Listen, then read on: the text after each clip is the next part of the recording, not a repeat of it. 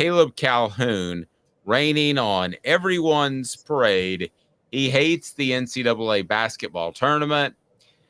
To my knowledge, he is not on crack, but there is absolutely no drug test involved in working for Off the Hook Sports, so I can't be 100% sure.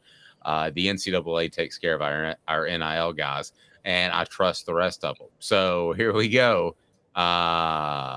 Caleb Calhoun hates the NCAA tournament. What the H? What the?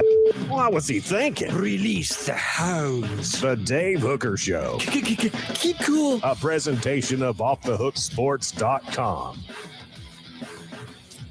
What the H today brought to you by Andy Mason, AndyMasonRealEstate.com. Over 40 years of experience right there in the Knoxville area when it comes to realty and the realtor business. There is nobody like Andy Mason. Go to AndyMasonRealEstate.com. Saves thousands or tens of thousands of dollars at AndyMasonRealEstate.com. It's phenomenal. Why do you hate the NCAA basketball tournament? Caleb, that is just like you say you hate puppies, you hate love, you hate just all kinds of things across the board that make no sense. The scratch and sniff stickers, which everybody loved those back in the day. Why do you hate the NCAA basketball tournament? Hit the thumbs up button, peoples. We appreciate it. Because it's what you just accused me of being on. It's crack. It's exciting, but unhealthy.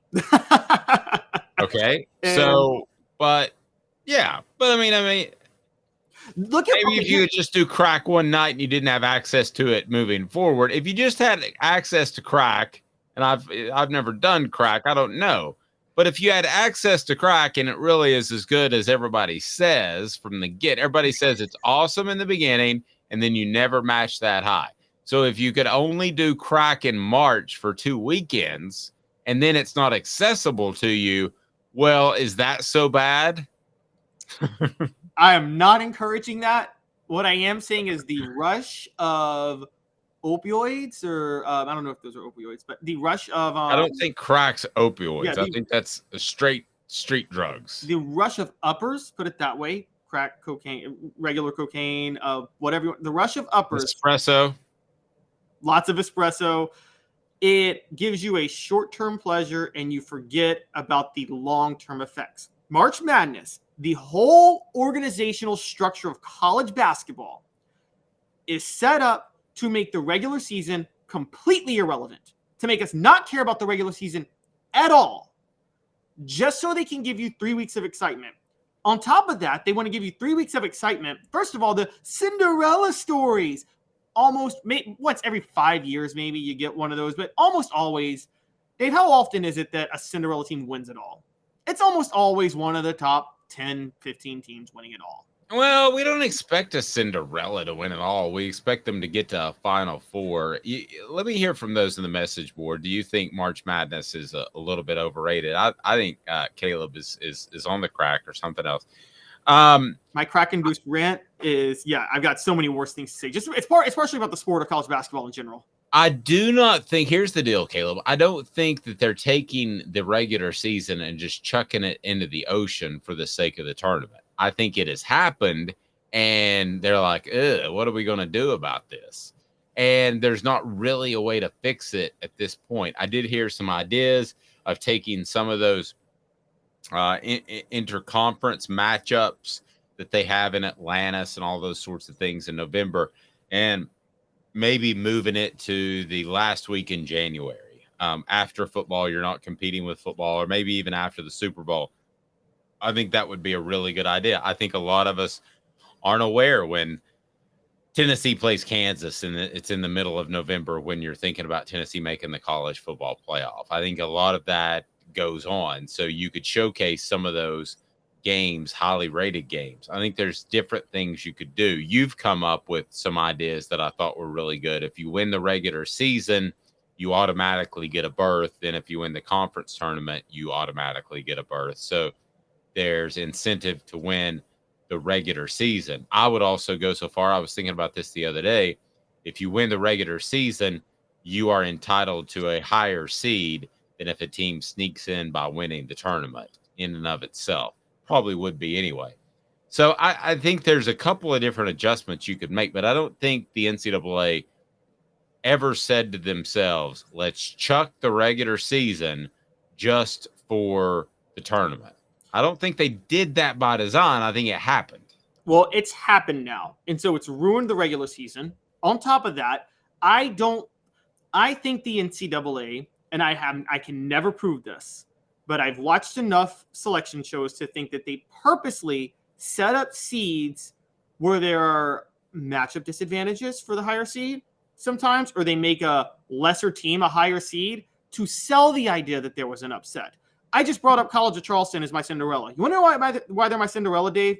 Because they play San Diego State in the first round. San Diego State has no business being a 5 seed. None whatsoever. And so they've completely set this up for San Diego State to go far. On top of that, my big thing is that college basketball as a sport, the rules make it somewhat of a joke of a sport. I'm sorry, I always laugh when people say they think college basketball is better than the NBA. Yeah, if you think mediocrity is better, college basketball rewards mediocrity in every way. They have it's not better than the NBA, but since you mentioned the NBA, here's the other thing to remember. The NBA is at an all-time popularity high. It has definitely surpassed baseball. It is surpassed basically everything else except for the NFL and college football. Wouldn't you agree? Those, yes. I mean, it's second. If you listen to national shows and they're strictly going to talk about what national fans and listeners want to talk about, the NBA is usually right after the NFL. I mean, sometimes it's before college football, which drives me crazy. But I think the NBA is the other factor that's at an all-time high. I will say this, and I've been thinking a lot about this. This will not even be in a discussion in 3 years. Will not even be a discussion, because what you're going to see, and if you're out there listening, I want you to remember that you heard this here, and I'm never going to forget it because it was the day after my birthday when I turned 29 yesterday.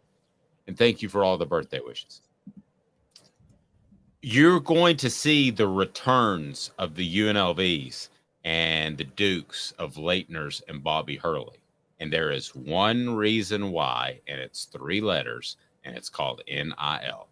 You've already seen this from 2 Gonzaga cats that decided to return because of the NIL money they can make. And when you go to the NBA, if you're not drafted in the first round, you have no guaranteed contract. You might not even make it 3 months. If you're not in the top 20, you still have a guaranteed contract, but the teams don't think very highly of you. You start getting into the second round, the chances of you making a team and sticking around in the NBA are 50-50. You might as well start thinking about going on to Europe.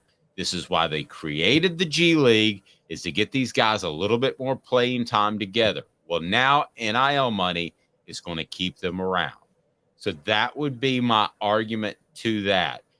The money that's thrown around, even at the top end of the NBA draft, is not massive. To the middle of the NBA first round, it's not massive. John Calipari is officially a brontosaurus. Okay, he is not going to be able to go get these one and dones, make them rich, and everything's great. You're going to see kids stay around a lot longer than they used to. I believe that college basketball is on the verge, because of NIL, of a renaissance in the next 3, 4, 5 years. You agree or disagree? I could see that. I could agree with that. Look, a lot of my attacks on March Madness themselves are a brontosaurus, because I'm attacking the format when college basketball had a 35-second shot clock, when the three-point line was so far up that it was like you and I could maybe have shot 40% from 3 on a night. Remember when it was really short for three-point line a few years back? And they've moved it slightly back. They've lessened the shot clock to 30. So a lot of the problems I'm criticizing still are not. Oh, and the worst rule they had when they didn't have the circle under the basket. So if you had a big man, he could just camp out like this, and there was no defensive 3 seconds, so he wouldn't have to leave the paint. And it just ruined the sport in so many ways. Some of those things have changed. 30-second shot clock is still too long. Should be 24 like the NBA. Three-point line is still too short. In today's game, with the way so many kids, like you talked about, at the local Y are shooting threes, it should be a little bit further back. It's bizarre. I know you don't have kids at that age, but if you go down and watch, it's not like you and I would go out and shoot basketball. I know we've got an age difference going on, but when you and I shot basketball, we would every once in a while shoot the mid range, try a little post move. It ain't that anymore. No. I don't care if you're 6'2" or 6'10", you are facing the basket at the 3-point line, chucking. That is exactly what it is. Exactly. And so it opens the door way too much for a hot shooting team. And then the biggest thing is the rules that technical fouls are 2 shots in the ball. I'm sorry, a technical foul should be 1 shot. If that is the equivalent of if you had a personal foul penalty be rather than just a 15-yard penalty, like you get to kick a field goal and then keep the drive going. Could you imagine if that was a penalty, if that's how they did the penalty in football, personal foul? Like you get to kick a field goal for 3 points and then you get to keep the ball and you get 15 yards. Like it's that ridiculous. And then the 1-and-1s. I think that's stupid. I think if you are in a point where you have to foul to get the ball back, the other team should get 2 free throws every time. Yeah, but I'm going to let that be cheesy good drama.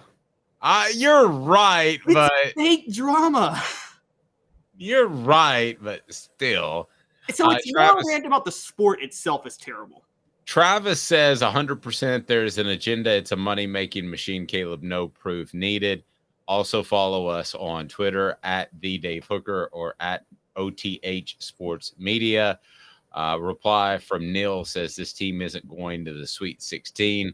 We don't see Caleb doesn't seem to think so. I do. Harry talks today on Twitter saying, grateful how Rick Barnes has made a Tennessee basketball program powerhouse that we can be proud of. Woo. Powerhouse is too strong of a word for me, A. And B, a lot of people said the same thing about Butch Jones in his final days. Said, well, who are you going to get that's better? He's winning 9 games and such. And Butch Jones thought that too and brought that up when Jeremy Pruitt struggled to a reporter I know that was talking to him at the time. No, this is what I have been saying since they ran Butch Jones off, since you get a guy like Jeremy Pruitt and you get a little bit scared to replace him because who you're going to get. Have faith.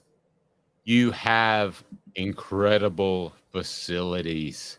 You have you have a fan base that loves football and really, really, really likes basketball, that supports the women's basketball team, that will support all sports, will support baseball. You are the ones that people should be jealous of. You shouldn't be concerned about not getting a better coach. So whatever sport we're talking about, no, you expect to have more. Don't just be okay with, well, this is a respectable program with a respectable coach that everybody seems to like. No. Expect more. And it may be more with Rick Barnes. I'm not writing off Rick Barnes. It may be more this month. Tennessee could win a national championship. Then we've got a different discussion. But to say, I hate the phrase more than any other phrase in sports, well, who are you going to get? I hate that phrase. If you're a top athletic program in the country, you shouldn't ever ask yourself that question. You should have a list of people that you want to get if Rick Barnes or Josh Heupel retire early or whatever the case may be. But it shouldn't be difficult. It shouldn't look difficult as it did for a decade, Caleb. Tennessee is a peach job in a lot of different sports. No question about it. No, I'm with you on that. I am with you on that. I think Tennessee is a very, very attractive job in plenty of sports. I think in some ways it's a more attractive job in basketball because the expectations aren't quite what football are, but you got the resources to win like that. So, I mean, yeah, you can break curfew every once in a while. Yeah. Jerry Green broke a lot of curfew, but won a lot of games. Yes. Because Kevin O'Neal gave him a great recruiting class and he just rolled the ball out and went to sleep. Right. It's pretty accurate right there.